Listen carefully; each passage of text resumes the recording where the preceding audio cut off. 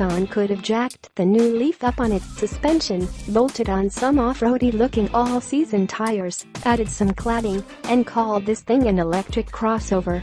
Or even do what Chevy did with the Bolt EV and call it a crossover, even though it clearly is not.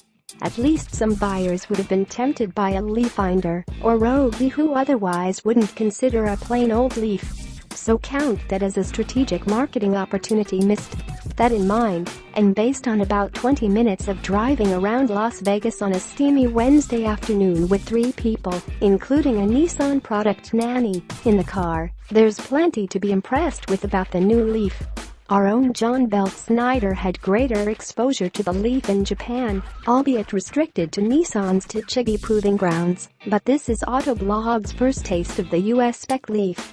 The new Leaf is bigger than the first-generation car, roomier and vastly more sophisticated in its appearance and appointments. The general silhouette of the Leaf is still econobox, but there's nothing cheap in the details. On the sampled pre-production car, the paint was perfect, every plastic bit was perfectly finished, and every switch operated with the sort of precision that would be impressive in a Gulfstream G650. Let's hope all that quality will also be aboard the production cars. Like the first Leaf, this second one is mostly engineered as a small conventional front-drive car. That means the electric motor is in front driving the front wheels, unlike, say, the BMW i3, that tucks the motor in behind the driver to drive the rear wheels. Because of this layout, the Leaf still drives an awful lot like other front drivers. The front wheels are asked to do a lot, and the rears aren't doing much.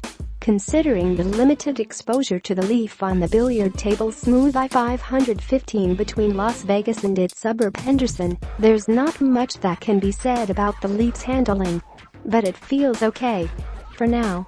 Tweaks to the power delivery system have swollen the 2018 Leaf synchronous AC motor from the 2017 version's 107 horsepower and 187 pound-feet of torque up to 147 horsepower and a thick 236 pound-feet of torque.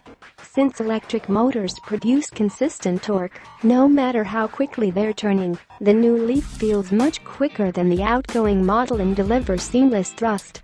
Nissan claims a curb weight of 3,405 pounds for the SL, and that is 175 pounds less than what General Motors claims for the Chevy Bolt EV.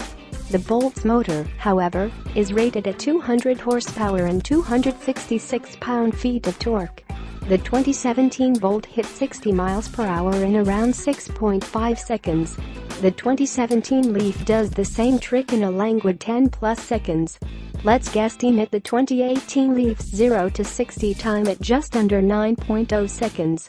Short of the high-end Tesla hot rods, the Bolt is likely to remain the choice of the world's electro boy racers.